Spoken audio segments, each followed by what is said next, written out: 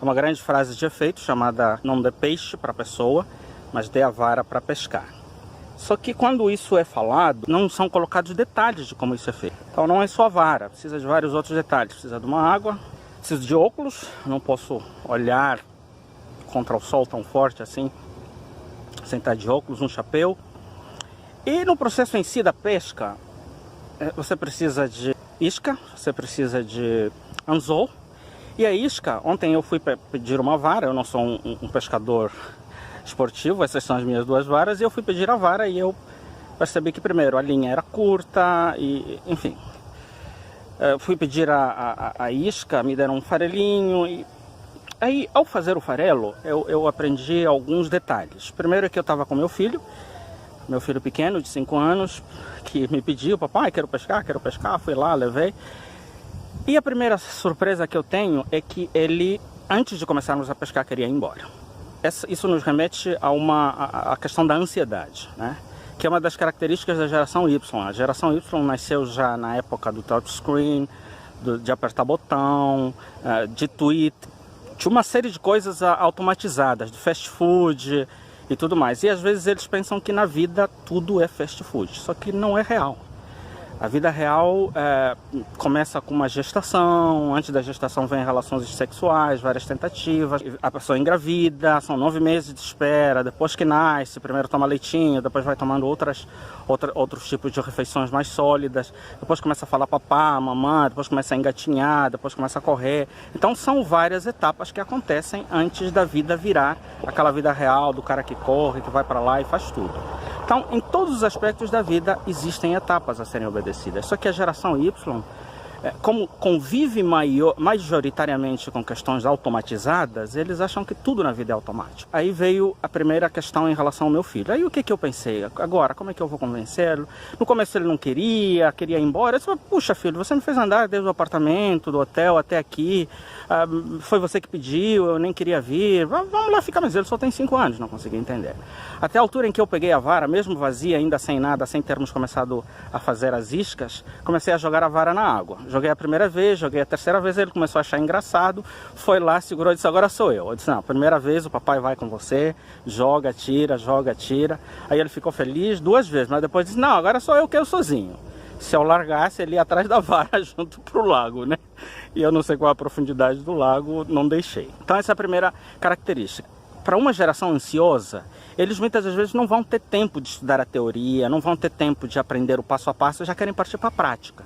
Por isso, uma das características no nosso projeto é aprender fazendo. No projeto Abra Sua Mente, que é aquele que eu dirijo. Aprender fazendo. É a melhor maneira. O cara, no primeiro momento, vai querer fazer de qualquer jeito. Quando vai começar a sair errado, aí você diz, então, tem lá o tutorial. Você pode ir lá ler, por favor? Se você ler, você vai entender melhor como fazer e você vai atingir os seus objetivos muito mais rápido. Se você não ler ou não estudar, eu vou te cobrar e não venha me perguntar. Aí, como é uma geração ansiosa e que gosta de ser, outra característica é que eles gostam de ser bastante elogiados. Os seus pais, eles são filhos de pais que foram muito reprimidos de gerações anteriores, especialmente a geração X. Então eles gostam de ser elogiados. E aí então lancei mão desse critério. Peguei o meu filho e eu disse, bom, vamos tentar fazer agora a massinha. Quem sabe ele adore, ele se empolgue e aceite ficar. Começamos a fazer a isca, começamos a bolar e tal. Aí convidei ele, ele disse, não, eu não quero sujar as minhas mãos com farelo, esse negócio vai ficar com as mãos fareladas. Eu disse, filho, mas precisa fazer, tenta explicar de forma lógica e tal. Não funcionou. Até a altura em que eu lembrei, opa, ele gosta de brincar de massinha. Aí eu perguntei, como é que chama aquela massinha que você brinca? Na minha terra, onde eu cresci, a gente chama de plasticina. Aqui chama só de massinha. Ele disse, é massinha, sim. Ah, beleza, massinha.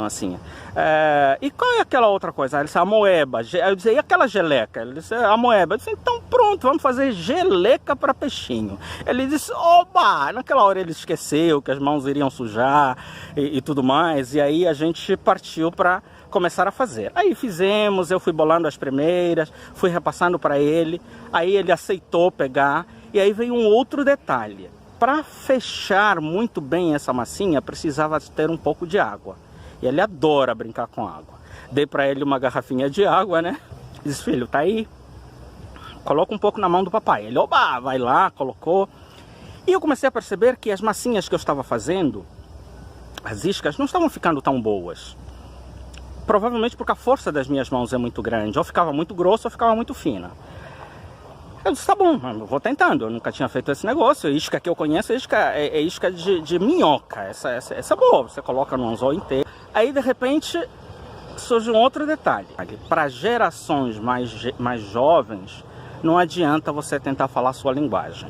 Você tem que falar a linguagem deles.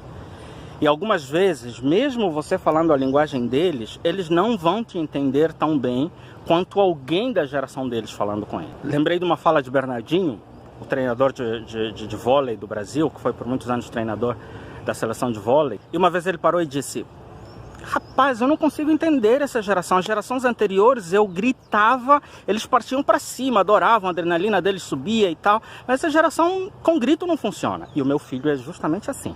Se você falar gritando, ele bate o pé no chão e te contraria e não vai para frente. Agora, se você chegar, pegar na cabecinha dele, olhar olho nos olhos e falar baixinho, ele te ouve e faz as coisas. Essa é uma outra característica. O jeito de funcionar com as gerações mais velhas não é o mesmo jeito de funcionar com as gerações mais jovens. E às vezes, por mais que você se esforce, você não vai conseguir. Então, Bernardinho, por exemplo, ele colocava um outro jogador da geração deles, o capitão, normalmente, e dava as instruções e o capitão traduzia para essa nova geração.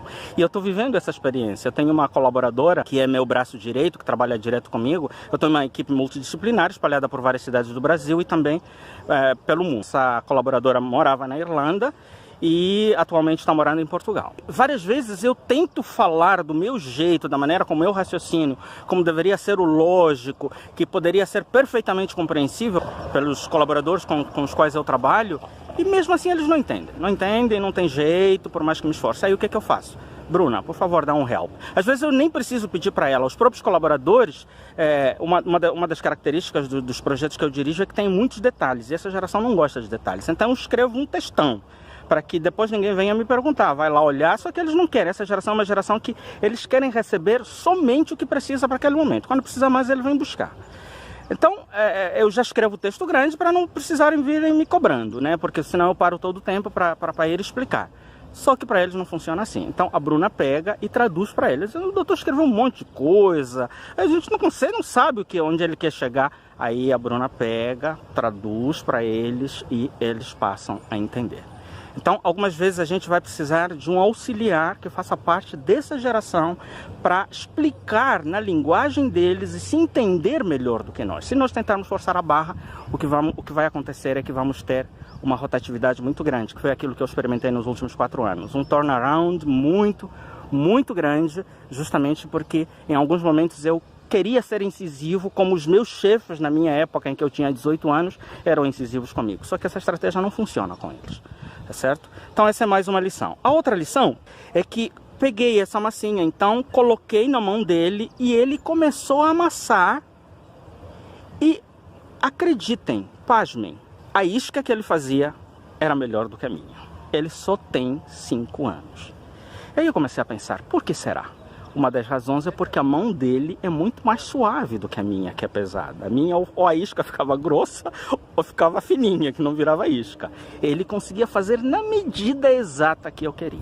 E isso nos ensina uma outra lição, que é a lição de delegação. Como líder, a gente precisa aprender a delegar.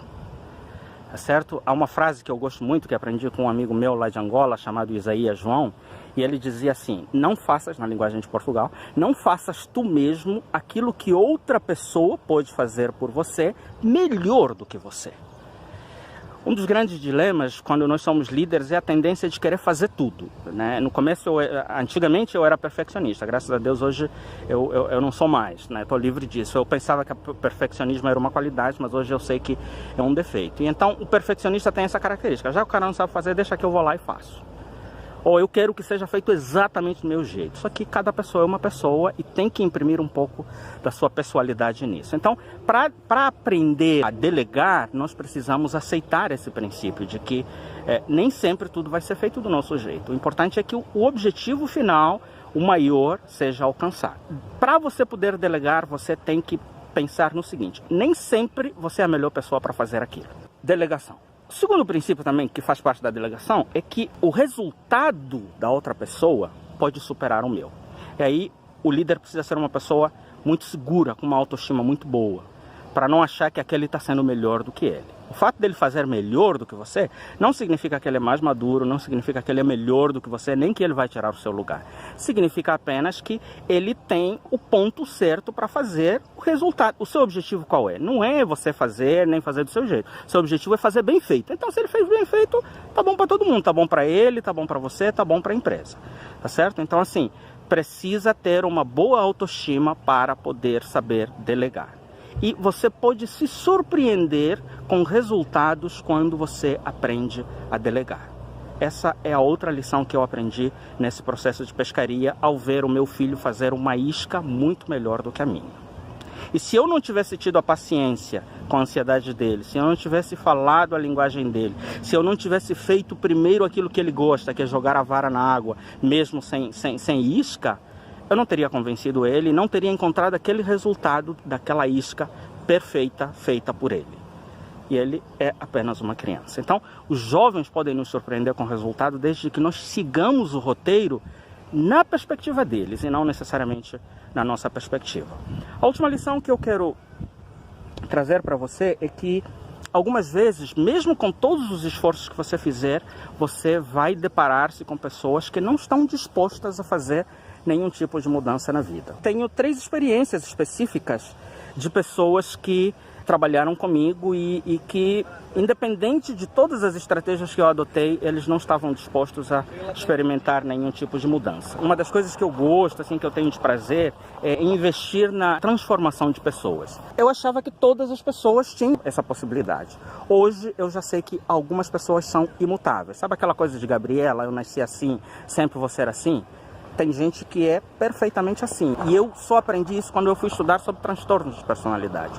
São pessoas imodificáveis. 3 exemplos de pessoas que trabalharam comigo e cada um com um perfil totalmente diferente que dava a expectativa de que poderiam se modificar para melhor, aproveitando as oportunidades que eu estava oferecendo para eles. A primeira era uma pessoa que trabalhava com edição de vídeos. Essa pessoa é excelente, tem uma habilidade, assim, pega as coisas rápido e tal, mas ela tem uma dificuldade, ela não gosta de seguir roteiro. Ela faz do jeito dela, você manda fazer A, ela faz A, B, C e D, mistura, vira um arco-íris e aí depois você tem que voltar 3, 4 vezes para reorientar e não dá certo. A gente perde mais tempo corrigindo o que ela fez do que se ela seguisse o roteiro. E ela é criativa, ela tem tudo, só que ela não tem disciplina, Tanto é que às vezes a gente entrava em contato com ela, mandava mensagem, mandava e-mail, e ela sumia do mapa da noite para o dia. Aí num dia vinha, porque a minha filha ficou internada, porque o hospital fez não sei o quê, porque a luz cortou, porque deu pane na internet lá de casa. E cada vez era uma desculpa. Então assim, a pessoa tem a habilidade, tem a criatividade, mas não tem disciplina e não sabe se comunicar. Então, não deu. Essa pessoa teve que pular fora. A última vez que ela me procurou, eu escrevi o seguinte para ela: se você tivesse uma pessoa que trabalhasse com você e toda vez que você investe nela e na hora em que você mais precisa ela some. E depois aparece do nada. Ela apareceu de novo, perdendo a oportunidade. Como você resolveria esse problema? Se você tiver uma solução, você me procure. Ela sumiu do mapa, nunca mais apareceu.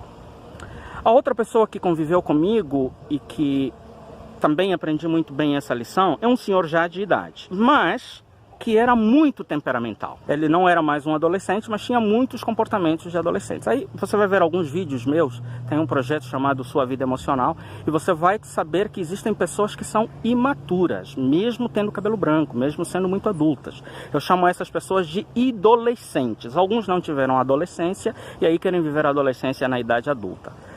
É ser uma pessoa totalmente bagunçada. Pensa num adolescente estabanado, que não acerta em nada, cabeça dura, você dá as orientações, ele quer fazer do jeito dele. E o adolescente tem essa dificuldade, por quê? Porque uma parte dele é criança e outra parte é adulta. Ele não sabe quando é que deve se comportar como criança e quando deve se comportar como adulto. Então fica nesse processo estabanado. Tem os talentos, tem tudo que faz, mas é tudo bagunçado.